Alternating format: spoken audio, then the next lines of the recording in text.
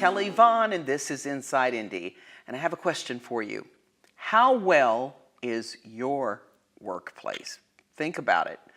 You got the coworker who has the sniffles, and you know the coworker who became ill. And some of us have lost our coworkers. So it is, in a sense, a serious topic, your wellness in the workplace. And here to kind of walk us through all of that, all of the above, is Alicia McCoy.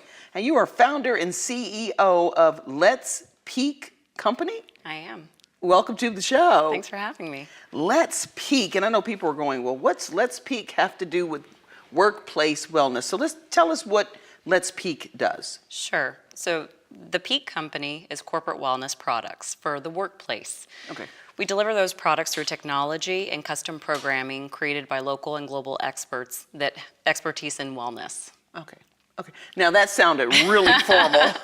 So break it down. What is Sure. I'm working every day. I'm not well. We all have coworkers who we got the one coworker who's at the gym all the time. At the company gym, I might add. The other one has high blood pressure, one is coughing all the time, one is a smoker. Yeah. So, and that's the real deal and what's going on in the workplace. So is that what you're looking to address? So we address corporate wellness from many different angles. Those are all included. From a personal self-help standpoint, we know some people do go to the gym and exercise, eat well. For the most part, we know that Americans, as a whole, we have some issues. High blood pressure, diabetes, overweight. There's a lot of different issues that we all have in our personal lives. And the one thing is we don't turn off our personal self when we go to work from 9 to 5. And so we spend so much time in corporate America that we really, from a company standpoint, from a healthcare crisis to a talent war crisis, we really need to address corporate wellness and offer benefits inside of corporate America during 9 to 5 for our employees. Some of those could be extra sick days, mental health wellness days for people who are just overstressed. We know that stress is a huge issue in corporate America and just in our adult lives. Workout programs, as you mentioned, those are great. Some companies offer gym memberships to their employees. Some offer wellness programs or Biggest Loser programs, which those are another opportunity. But those are what we see at a global level. There's other programs that we can take wellness a couple steps further. And so that's what we're aiming to address, are some of the wellness topics that aren't addressed in corporate America today. Okay, so let's just take Family Broadcasting Corporation, which is our new name here. We were for many, many years LaCie Broadcasting, but now we're Family Broadcasting Corporation. So how would Let's Peak Company come in and work with us? Sure. Show us what that looks like. That's a great question. So a wellness program, we're offering products. So your leaders, we say leaders at any level. So employees, managers, from the CEO to the CFO, everyone, it's their job to think wellness. It affects all of us. If our leaders are sick, then the employees are missing out on that coaching engagement. If our employees are sick, then leaders then they're stuck with extra work and working late. So wellness is a team effort. So we're offering products for the employee to understand, here's what I can do to take care of myself during work hours.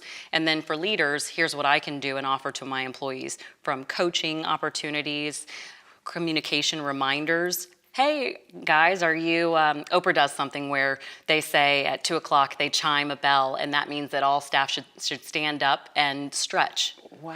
So just little reminders like that can come from employees or come from a wellness champion or come from a leader. Those are all little things that can help the bigger population of workers. Okay, because I know our general manager was Keith Passon for a while, and in the office he bought one of those desks where you stand because we spend so much time sitting. Yes. Yeah. 8 hours of sitting is not good for anybody. Sit-stand desk is one. Treadmill desks are another desk opportunity. They only go a couple miles an hour. You can work on your laptop. You can take phone calls while moving.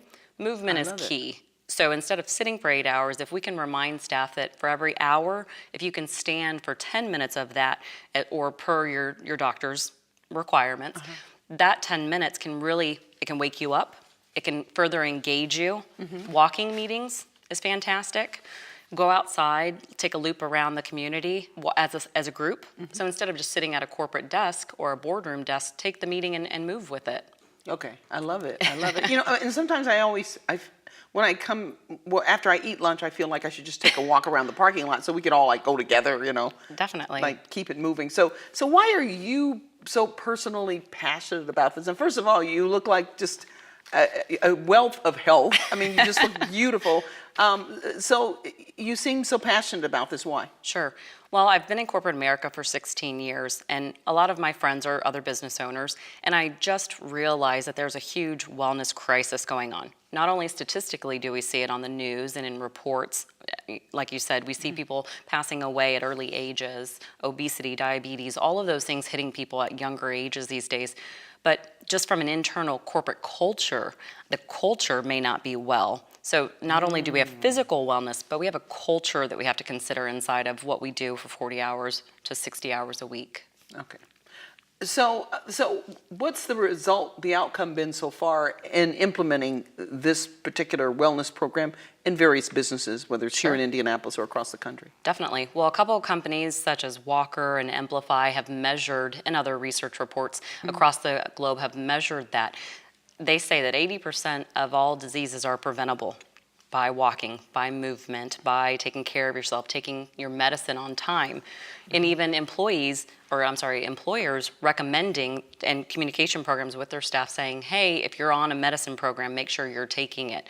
Offering on-site clinics so that there's access to on-site medical advice and teams. That's all part of lowering the healthcare cost and just getting your team more productive and healthy. Let me ask you this though, how do you, and I would guess this is a part of your process, how do you convince that corporation or say our general manager or our corporate office to participate in this? Now, because I would think, there might be some cost involved. When I worked for MS Broadcasting, now they have a basketball gym in the building. So there are such places like that I guess when they built the place, they had that in mind. They have a locker room, the whole bit. They had showers, okay. So, but how do you convince them, because that in the end it will be beneficial? They probably don't see it in the beginning. Correct. Statistically, the Certified Corporate Wellness Specialist Association, that's the U.S. Association for Certifying People in Wellness, states that it takes about, on average, 3 to 5 years to show a return, to show an ROI. However, in that time, you're engaging employees. So you may not get the health insurance benefits right away on day one, but you're getting the engagement benefits. You're showing your employees that you care about their health and wellness, and team building organizations. People inside of an organization are now connecting on that walking journey. You might not have connected with a staff member that if you can go walk the parking lot, now you're connecting and you're creating a buddy system inside of corporate America that doesn't naturally exist. Okay. And you're saying in the long term, you'll save on your insurance rates. And so what do the insurance companies look for? Let's talk about that, because that might inspire somebody who owns a company. They might not even be aware that insurance companies are watching. Sure. Most insurance companies are now offering wellness packages inside of their traditional health insurance. And insurance brokers such as MJ Insurance, they're looking for companies like us that are doing wellness well to offer that to their companies, because they know the preventable diseases will lower your churn on employees, it'll lower your insurance premiums, and so that number is measured and they have tons of data. So I would suggest, if you're a CEO or CFO and you don't understand the value, to work with an insurance company or a broker that has that measurable data that can show you, and they'll project out how long it'll take before you can return a profit or lower your insurance cost. Okay. So what can viewers out there do? What can viewers do to help improve the environment in their workplace? Sure, that's great. I say talk, and talk. Talk to coworkers, find out what others want, be a champion for wellness. Find your personal why and what you need. Talk to your support team, your management, your leaders. Give them your idea.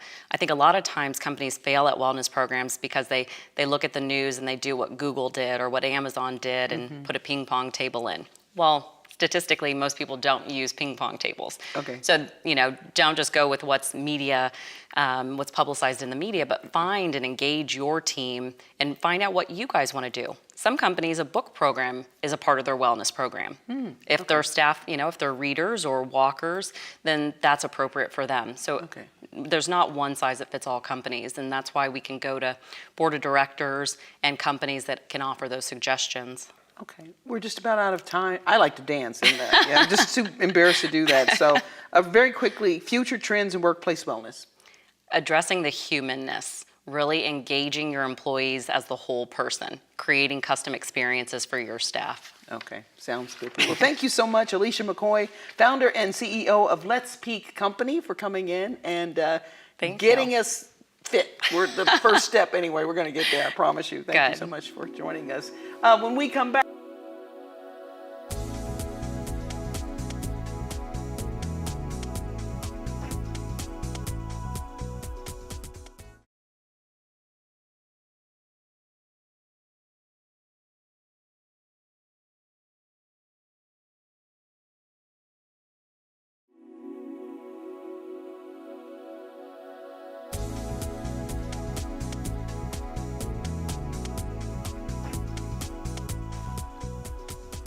hi, I'm Kelly Vaughn, and welcome to Inside Indy. If you're like me, you're on Facebook a lot, and if you're on Facebook, you might have seen, and you might have seen it disappear for a moment, a song called What Would Heaven Look Like, a music video. What Would Heaven Look Like by Zion's Joy. Phenomenal video, music video. A bit of a controversy around it, or is there a controversy around it? Here to answer that question, they're in the studio, at least part of the group, because there are quite a few of them. Yes. We have Robert Stevenson. You are the director and co-writer of that song, Yes. What Would Heaven Look Like? Yes. Hi, Robert. Welcome Hi. to the show. Good to be here, Kelly. Thank you. All right. And then we have Patrick Taylor. You are the lead singer on What Would Heaven Look Like? Yes, thanks for having us. All right. Zion's Joy, at least part of the team here in the studio. How many members in the group? A total of 9 right now. Total of 9. Yes. Okay. That's a tribe. Yes, it is. It feels that way. That's a tribe. You're a Christian gospel music group. Yes, yes. Very well known, very well respected. You travel quite a bit across the country, even across the world. But something different happened. What, about a week ago? This song, music video, was on Facebook. Yes. What happened, Robert? Well, we put it on Facebook, and in about a week it got something like 10,000 views. Wow. So we decided to boost it to a larger audience than just the Midwest, which would be Canada and through the whole United States and Canada, South Africa, the UK. And when we went to boost it, it was rejected because of political content. Political content. Okay. Yes, and so we said, we were kind of like shocked and dumbfounded. So. And Facebook made that decision. Yes, right. they made that decision. So they asked us that if we would give our ID, because it was a political ad, and they wanted to attribute that to whoever's ID it was. Mm-hmm. So we had to let them scan our ID and last 4 Social Security numbers. So I said, I don't want to do that. And the next thing I know, the video was gone. Wow. It was, and I didn't tell them that I didn't want to do that, but it was gone a few days later. Yeah. Why was that necessary, I guess would be my question. Why the ID? Why even the question that it was political? But go ahead. Yeah. So with it being gone for a few days, I just decided that, hey, I'm going to let my publicist know about this. And so we let him know, and then he sent it out to the newswire. Wow. And next thing you know, the New York Times called and wanted an interview. Wow. And so I did the interview with the New York Times, and then all of a sudden, right after that interview, I went to our Zion's Joy Facebook page, and before I could really get into the page, there was an apology, and I had to click to accept the apology, and then I could get into the page. Okay. So I read the apology. I said, yeah, okay. So I clicked, and we were in. Okay. And then as I clicked and got in, the apology said that they made a mistake in taking our video off. Okay. Now, he says they made a mistake, and I want Patrick to tell us, and we're going to watch the video at the end of the interview, but since folks haven't seen it, and if you have not seen it on Facebook, you do the lead vocals on this. Tell us about the song and the video. What was up there that they're saying was so political? Yeah, the song is a fantastic song. Robert did a fantastic job writing the lyrics, the message of the song.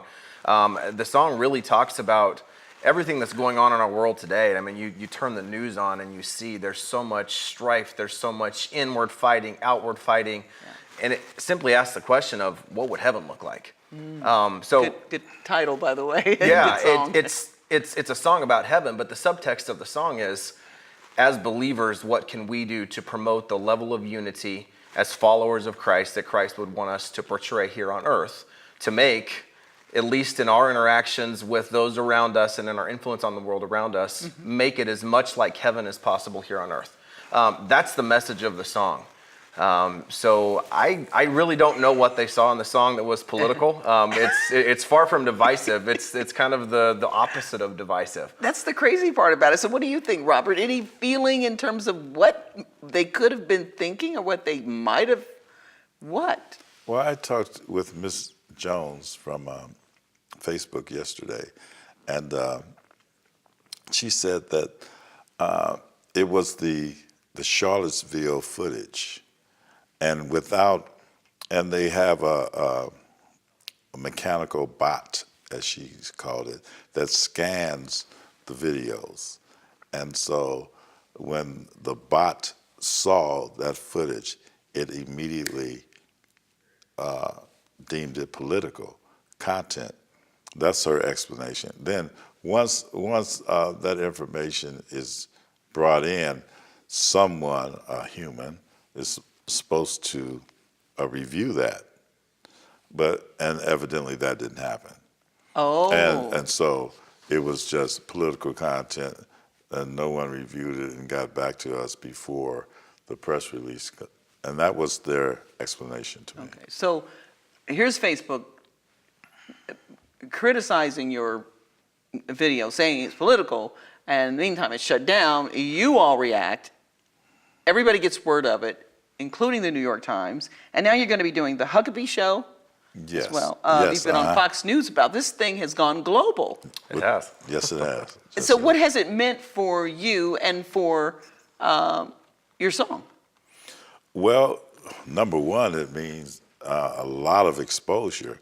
The YouTube, 7,000 views a day on YouTube once the story hit. Mm-hmm. So a lot of exposure, a lot of blogs, publications, online shows, a lot of interviews, and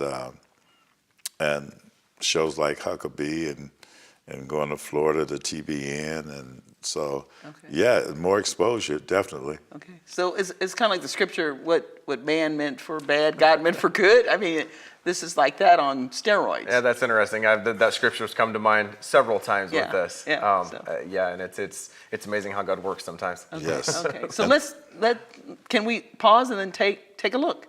Okay. Okay. In fact, we're gonna take a look at what would heaven look like, and we think it looks not political at all. It's about love and peace. But watch and enjoy.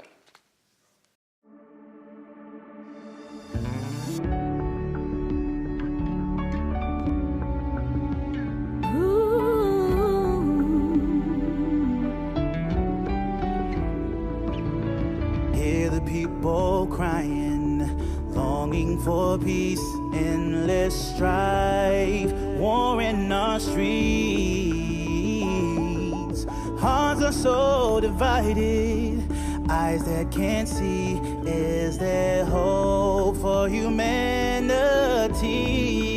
Yes, there's a place where sorrow and heartache won't exist. Mankind will stand hand in hand. Every race and creed will praise him. Every tongue from every nation, as one will all worship his name.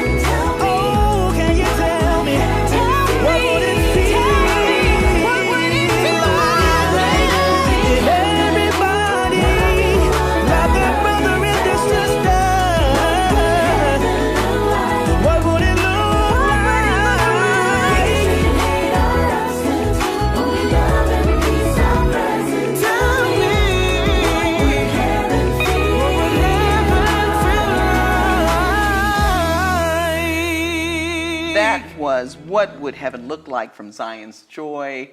What a joy. What a video. And Thank you. Just Thank to you. think that Facebook thought that was political, I don't know. They need to fix their equipment and get the person who needs to be there back on the job. So how can people buy the music, buy your album?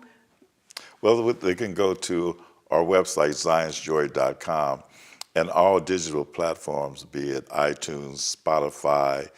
Just follow us. Hashtag What Would Heaven Look Like, hashtag Spread the Love, Zion's Joy. All right. All right. Well, thank you for coming on and spreading the love with our viewers here on Channel 40, and we appreciate you joining us here on Inside Indy. Thanks. Thank you so much. Thanks for having us. We'll be back with more on Inside Indy after this.